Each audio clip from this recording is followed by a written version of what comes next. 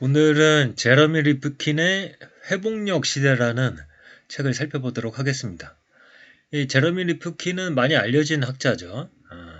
그의 신간이고요. 이 책은 이제 말하자면은 이 진보의 시대에서 회복력의 시대로 전환되고 있다라는 이야기를 하고 있습니다. 그러한 내용을 일부를 중심으로 해서 한번 살펴보도록 하겠습니다. 일단 이 제러미 리프킨은 자연과학과 인문과학을 넘나들며 자본주의 체제 및 인간의 생활 방식, 현대과학 기술의 폐해 등을 날카롭게 비판했다. 1945년생이고요. 전 세계 지도층 인사들과 정부 관료들의 자문역을 담당했다. 그의 이름을 전 세계에 알린 책은 엔트로피라는 책이고, 이 책에서 기계적 세계관에 바탕을 둔 현대 문명을 비판하고 에너지의 낭비가 가져올 재앙을 경고했습니다. 그리고 노동의 종말, 소유의 종말 등등이 그의 대표작이고요.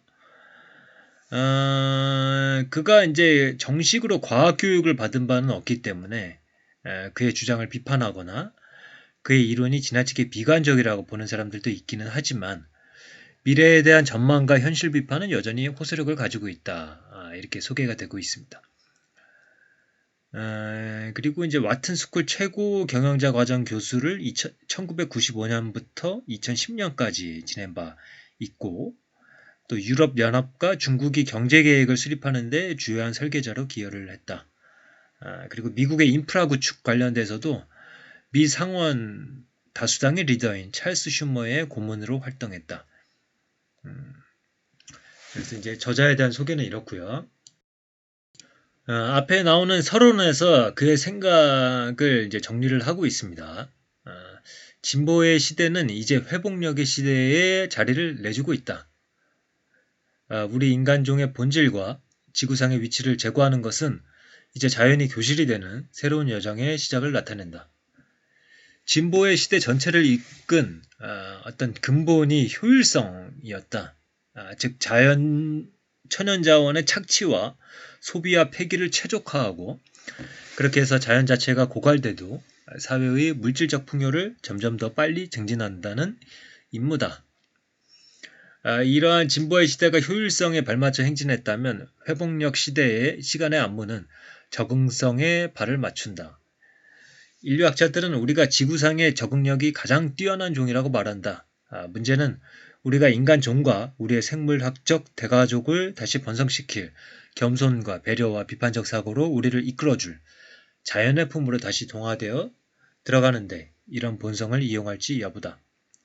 자연을 인간종에 적응시키기보다 인간종을 자연에 다시 적응시키는 대전환이다. 라는 거죠. 그래서 이제 인간의 주기를 자연의 주기에 맞춘다는 것. 그게 이제 일종의 조화죠.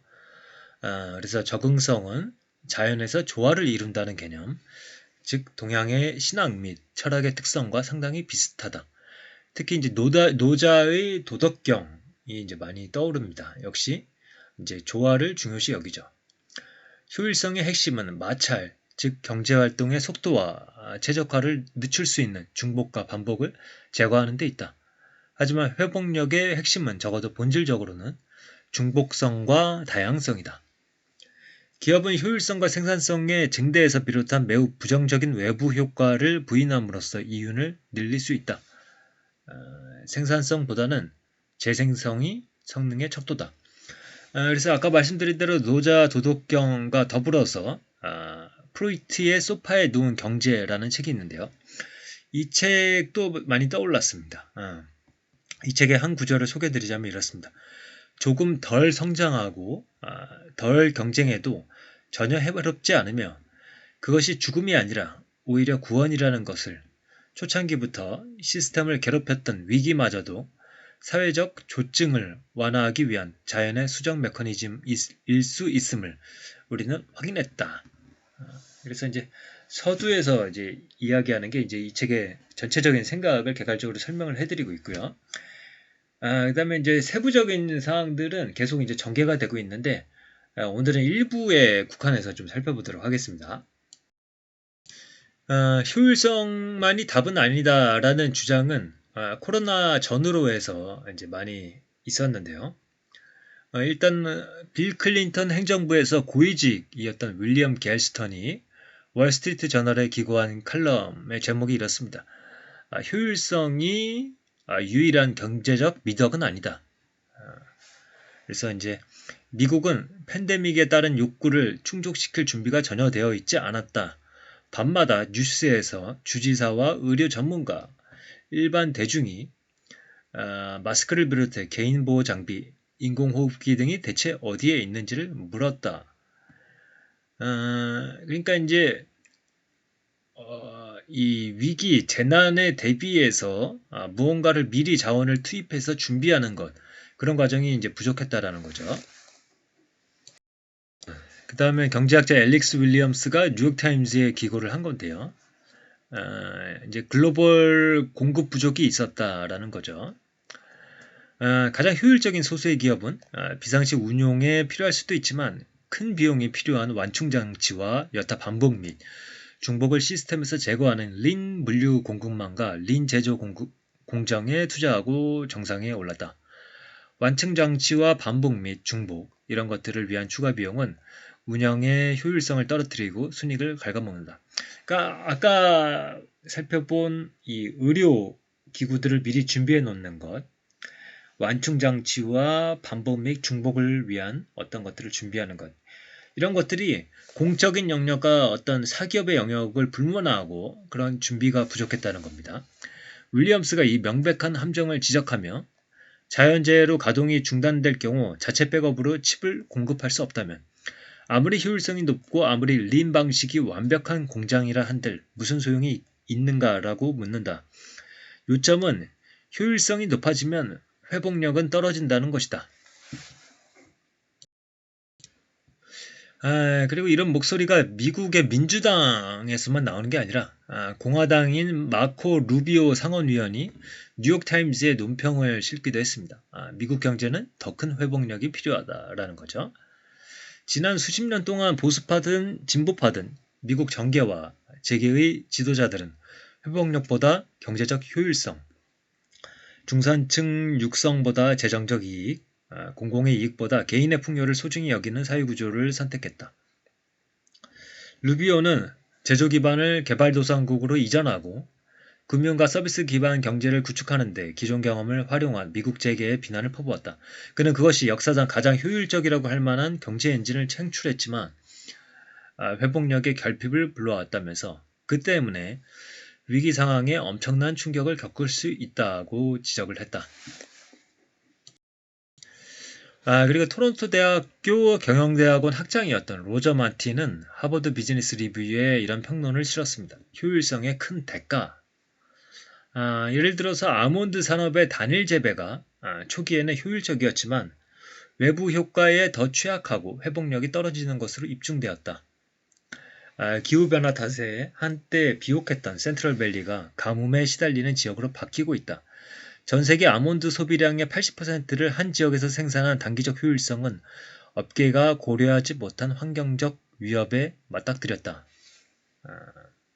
그러니까 이제 아몬드를 한 곳에 집중적으로 모아서 생산했던 것이 단기적으로는 효율성을 높일 수가 있었지만은 그 지역의 이제 환경 문제, 토양의 문제도 있고 그런 것들을 변화시키면서 그곳에서 아몬드를 재배하는 것이 이제 적당하지 않은 환경이 되어버리면은 한 곳에 몰아서 효율성을 확보했던 것이 결국에는 이제 회복하지 못하는 그런 경로로 갈 수가 있는 거죠. 그러니까 회복력을 위해서는 다양성, 중복적인 것들 이런 것들이 이제 필요하다고 보는 겁니다. 그래서 이제 이 책의 저자인 이 제러미 리프킨은 이제 엔트로피라는 책을 써서 이제 유명해졌었고, 이 책에서도 보다 보면 여러 가지 학문들, 뭐 철학, 사회학, 경제학, 그다음에 물리학, 생물학 여러 가지 학문들의 내용들을 융합적으로 이제 그거를 이제 제시를 하고 있는데 그래도 가장 큰 토대가 되는 그 틀은 열역학 법칙인 것 같아요. 가장 큰 토대가 기둥이 되는 것 같다. 그래서 열역학 제1법칙은 우주의 모든 에너지가 일정하며 빅뱅으로 우주가 탄생한 이래 변함이 없다고 말한다. 즉 에너지는 생성되거나 소멸될 수 없다는 것이다. 우주의 총 에너지는 시간이 끝날 때까지 그대로 남아있을 것이다. 우주의 총 에너지가 일정해도 에너지의 형태는 늘 변하는데 사용할 수 있는 형태에서 사용할 수 없는 형태로 한 방향으로만 바뀐다. 여기에서 열역학 제2법칙이 등장한다. 이 법칙은 에너지가 항상 뜨거운 것에서 차가운 것으로, 응집된 것에서 분산된 것으로, 질서에서 무질서로 흐르며 돌이킬 수 없는 시간의 경과를 나타낸다고 말한다. 기존 경제학의 치명적인 결함은 시간이 가역적이라는 뉴턴식 평형 세계관에 여전히 묶여 있다는 것이다. 판매자와 구매자 간 상품이나 서비스, 재산 거래 등 모든 경제적 교환을 시간을 초월한 진공 상태에 가둠으로써 경제학자와 재계는 시간이 지남에 따라 생길 수 있는 부작용으로 편리하게 무시할 수 있다. 그러니까 이제 시간을 무시한 절대적인 어떤 공간들 그런 거를 상상하는 것. 그거는 이제 변화를 상정하지 않는 거죠. 그러니까 시간이라는 것이 도입되면은 시간 속에서 이제 항상 변화를 상정하게 되거든요. 변화한다라는 것. 그래서 우리가 이제 경제학적으로나 물리학적으로거나 생물학적이거나 모든 학문들이 기본적으로 변화를 가정하는 것이 현실에 더 맞다라고 이제 보고 있는 거고, 그러기 위해서는 이 가장 근본이 되는 어떤 물리학적 고찰이 이제 열역학 법칙이다 이렇게 보는 거고요. 그러니까 경제에서도 이 어떤 거래, 어떤 이상적인 거래만 이제 상정을 하고 있거든요. 하지만 그 거래가 반복됨으로써 그것이 외부적으로 환경에 영향을 미치는 것들, 그런 것들에 대해서는 고려를 하지 않는다는 거죠. 그 예를 들어서 이제 의류 공장에서 이제 어떤 회사가 이제 의류 공장을 운영을 하는데 그 회사의 이제 수익은 옷을 팔아서 얻는 거고, 그 다음에 이제 원재료 같은 것들은 뭐 원감 같은 거를 가져와서 그거를 이제 노동비나 이런 걸 해가지고 이제 생산하는 거, 그런 데서 이제 비용이 들어가지 않겠습니까? 그것의 차익을 이제 회사가 먹는 거고, 그 이익을 우리가 인지를 해서 그 회사에 투자할지 말지를 우리가 결정을 하게 되는데, 거기서 이제 그 의류를 가공하는데 이 화학력 약품들을 많이 사용하게 되고, 그것이 이제 물을 오염시키고, 근데 그것에 대한 비용을 그 회사에 우리가 청구하지는 않는다라는 거죠. 그러나 그 물이 오염됨으로써 발생하는 그 비용들은 나머지 그 사회 구성원들이 모두가 부담하게 되는 거겠죠. 그러니까 그게 이제 부정적인 외부 효과인데, 이 시장 거래에서는 인식되지 않는 영향이죠. 그런 것들이 발생한다. 그러니까 이제 그 회사가 계속 이제 어떤 생산을 하고 나가서 판매를 하고 수익을 거두는 그런 과정이 반복되고 그 시간 속에서 그 외부 효과가 누적되는 것을 우리가 시간 속에서 본다라면은 결국에는 그것이 큰 영향을 미칠 수 있다라고 보게 되는 거죠. 그래서 이 세계관 자체를 이 열역학 법칙의 근거에서 이제 보고 있는 겁니다. 그래서 저는 뭐 개인적으로 이렇게 뭐 환경론자이거나 뭐 그렇지는 않았는데요. 요 대목에서 약간 좀 낭비를 좀 줄여야겠다라는 생각을 하게 되었습니다. 그러니까 뭔가 제가 돈을 모으기 위해서 낭비를 줄인다라는 느낌이 아니라 이 세상에 존재하는 자원을 내가 너무 낭비하고 있는 것은 아닌가, 그런 생각을 하게 된 대목이 이 부분이었습니다. 이제 화학자 G. 타일러 밀러, 요분이 이제 비유적으로 좀 계산을 한 것 같아요. 한 사람을 1년 동안 부양하려면 송어 300마리가 필요하며, 송어 300마리는 개구리 9만 마리를 잡아먹어야 하며, 이 개구리들은 메뚜기 2,700만 마리를 잡아먹어야 하며, 이 메뚜기들에게는 풀 1,000톤이 필요하다. 그러니까 이 인간 종이라는 게 이 생태계의 꼭대기에서 그 에너지를 제공하기 위해서 얼마나 많은 것들이 이제 소비가 되고 있는가, 이런 생각을 하게 되었습니다.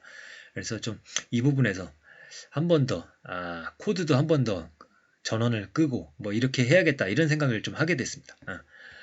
그래서 산업자본주의의 250년 통치 동안 거둔 단기적인 경제적 이익은 영겁의 시간 동안 부정적인 외부 효과와 흔적을 남길 장기적 엔트로피 청구서와 비교할 때 극히 미미하고 덧없을 뿐이다. 그러니까 부정적인 외부 효과가 발생한다라는 것, 그리고 이런 효과들이 발생하는 것을 시간 속에서 고찰하는 것. 그러니까 시간을 고찰하지 않으면은 우리가 현재 시점에만 우리가 주목하게 되고, 그러면서 앞으로 미래에 다가올 그런 것들을 계산하지 않게 되는 거죠. 단기적 이익에만 집착하게 되고, 그런 것들이 문제죠. 물질적 부를 창출한 효율성과 생산성의 가파른 상승이 옛날 지질시대의 소산인 화석연료의 발굴과 변환이 없었다면 상상조차 못했을 것이라는 사실을 아직 제대로 이해하지 못하고 있다. 그러니까 물론 이제 그 태양에서 우리 지구로 계속해서 에너지가 공급이 되고 있지만, 그런 에너지와만 우리가 필요한 것이 아니라 빠른 시간 안에 이제 태양 에너지가 우리가 쓸 수 있는 에너지로 전환할 수 없는 어떤 것들이 있거든요. 어떤 암석이라던가 어떤 그런 흙에서 우리가 얻는 물질들이라던가 이런 것들은 우리가 단기간에 만들어낼 수 없는 것이고 어느 정도 이제 제한되어 있는 자원이다. 이렇게 볼 수가 있는 거죠. 그러니까 우리가 아무리 태양 에너지가 있더라도 무분별하게 낭비를 하면은 그것에 대한 엔트로피 청구서가 반드시 이제 청구가 된다라는 겁니다. 석탄기 매장지를 한정된 에너지의 저장고로 활성화하고 200년도 안 되는 기간에 그것을 남용해서 진보의 시대를 창출한 역사의 이면은 어떤가? 지구 생명체의 미래를 위협하는 지구 온난화 배출의 형태로 엔트로피 청구서가 남았을 뿐이다. 그래서 이제 1부의 마지막은 이 농업 분야의 사례를 보면서 효율성이라는 것만이 답은 아니구나라는 것을 한 번 더 생각해 봤으면 좋겠습니다. 빠르게 자라는 HYV의 효율성이 높아지자. 그러니까 이게 이제 수확을 많이 할 수 있는 그런 품종인 것 같아요. 수확을 많이 할 수 있는 어떤 품종을 만들어낸 거죠. 이런 효율성이 높아지자 그 전에 전통적으로 1년에 한 작물만 재배하고 나머지 기간에는 휴경해서 토양의 영양분이 다시 생기도록 하던 농부들이 연간 2-3가지 작물을 재배할 수 있었다. 이렇게 쉼 없는 재배 방식을 도입하면서 1년 내내 관계한 결과, 물을 댄 결과 경작지가 물에 잠기고 많은 토양이 유출되었다. 인도만 해도 해마다 표토 60억 톤이 유출되는 것으로 추산된다. 유출된 토종 토양을 대체하기 위해서 석유화학 비료를 더 많이 투입해야 하고 범람한 곳에 몰려드는 곤충 탓에 살충제가 더 많이 필요해졌다. 설상가상으로 트랙터를 이용해 땅을 갈고 콤바인을 이용해 3차례 수확하는 것이 토양 미생물을 손상해 비옥도를 떨어뜨렸다. 악화하는 토양 기반의 석유화학 비료와 농약 및 살충제를 쓰는 것이 건강한 식물 성장에 꼭 필요한 영양소를 파괴하고 있다. 바로 이 지점에서 신데믹이 촉발된다. 작물의 영양가 감소는 거의 80억 인구가 먹는 다양한 식품으로 번진다. 이것은 우리 종이 평생의 건강한 신체 기능에 필요한 영양소를 충분히 섭취하지 못한다는 뜻이다. 유엔 식량농업기구는 건강한 토양이 건강한 식품 생산의 기초라는 표어로 이 상황을 설명하고 있다.